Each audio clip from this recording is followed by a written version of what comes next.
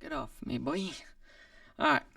I have actually needed the entire 24 hours to fully digest and come back from, if I'm being honest.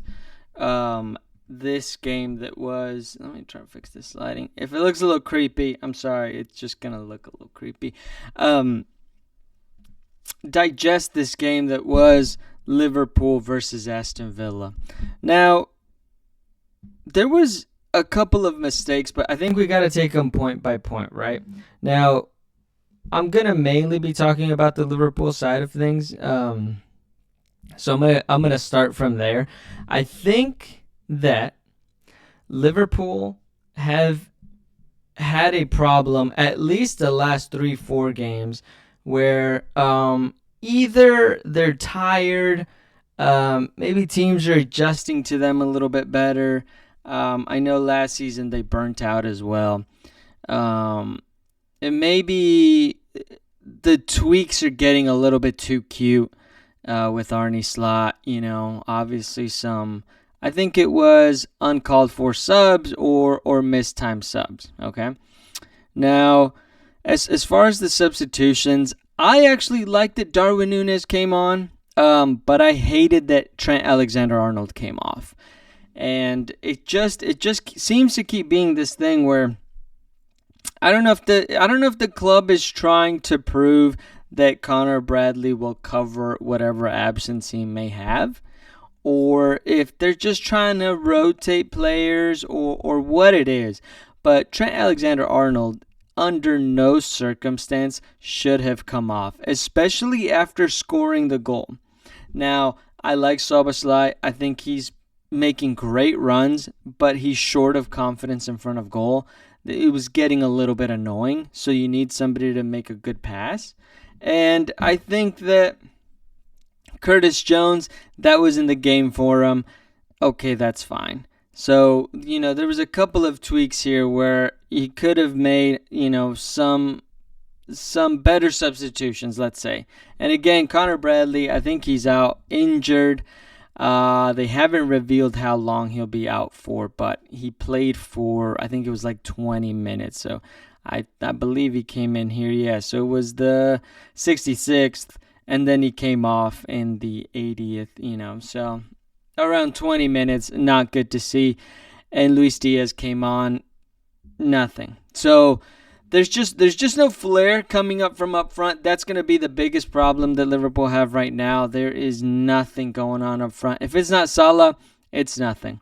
And it's going to be, like I said, it's going to be a problem. I don't know if it's a little bit of tiredness, little bit of raggedness. Maybe the midfield needs to have a little bit fresher legs. But whatever we want to say, it's definitely Liverpool slowing down a little bit. And like I said, the substitutions weren't what I wanted. I think the starting lineup was probably pretty good. Diogo Jota, if he's fit, you probably want him starting. Mo Salah was in there, and Cody Gakpo is a big absence as well. He's out injury. But having said all that, there has been way too much discourse about Darwin Núñez. And all I have to say is I think that Darwin Núñez is still going to be, if it's not Diogo Jota, it's gonna have to be Darwin Núñez. Now, Diogo Jota made a complete miss, and I have the still of it here somewhere. I was just looking at perusing some of the articles here. I think it was here, actually. Well, there's that. Let me see if I liked it. No, shoot. Maybe I didn't. Honestly, maybe I didn't. But, listen. This will be the elephant in the room, obviously. Okay? Now, Diogo Jota had a gigantic miss when it was 1-0 already, where Garcia gives him that pass, and it was an absolute gift for Diogo Jota. Passes it over to Mo Salah. Mo Salah finishes it. Perfect. Beautiful. Right? Awesome. Amazing. He gets he gets a pass.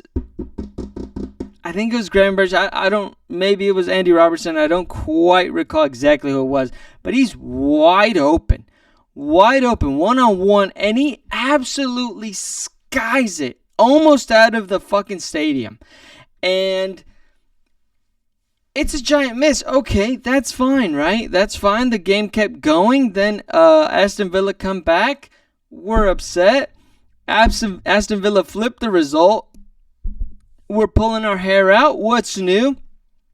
Trent Alexander-Arnold ties it up, and he gets subbed off. Brutal to see. Okay, we still have a chance. And Szoboszlai has this chance here. You're telling me that off of this look, we're saying, damn, Darwin, you fucked it? I'm going to completely agree that he should have scored. I'm not going to deny it, okay? He should have scored there. I'm not going to act like he shouldn't have. Szoboszlai should have scored that right then and there. Why is he getting that touch off to Darwin Núñez? He has it right there. He's right there. He's one-on-one. But listen, I like Szoboszlai. I like the way he's been playing lately. He's making fantastic runs in behind and just completely wide open. And this is this has been a misfiring from the whole team, if we're being honest. But nobody wants to miss anymore. Nobody wants to miss. I don't know if it's the pressure. I don't know if it's the scrutiny. You're professional players that play for Liverpool. You have the backing of your manager. Take the shot. There was like at least 3 chances where Szoboszlai could have either taken the shot or advanced it forward, and he does the sideways passing like he's in the box in front of the penalty area. I remember that one vividly as well. He's in there and he hesitates. He takes like 3 fucking business days to decide on what to do. Finally decides to take the weakest shot in the world, just standing, and is just taking a swing at the ball. And of course the defender's right there already by that time. He's got to have more confidence than that.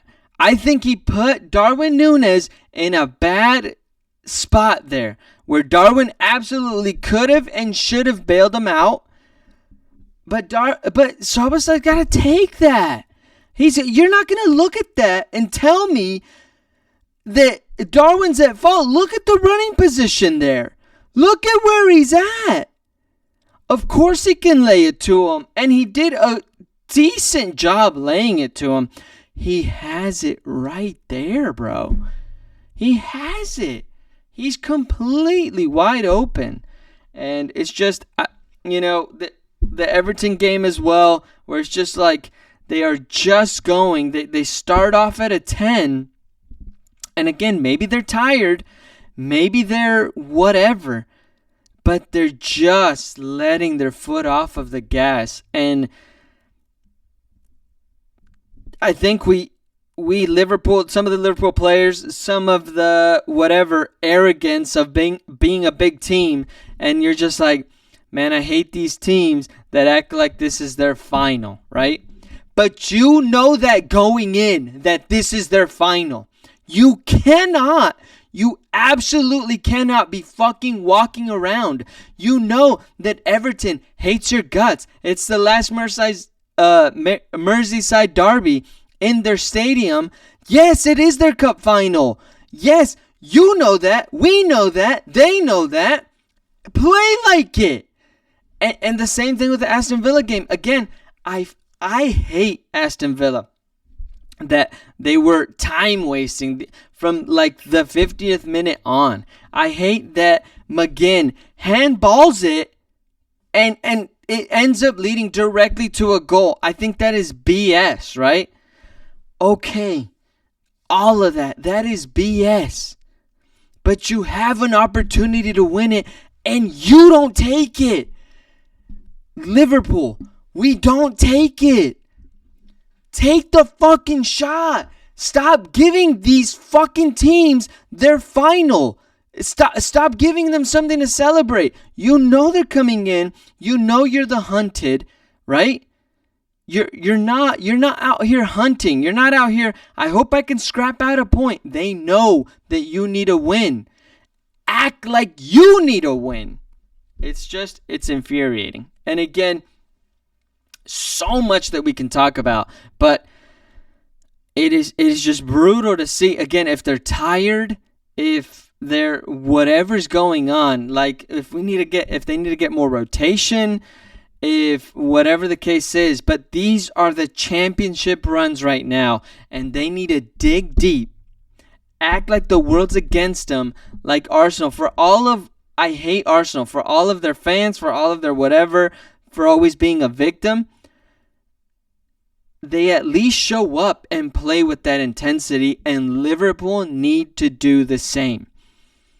Dude, Aston Villa, fucking time wasting, making it chippy, making it diving, whatever the case is. Yeah, we can hate that, but y'all gotta adjust and y'all gotta match intensity.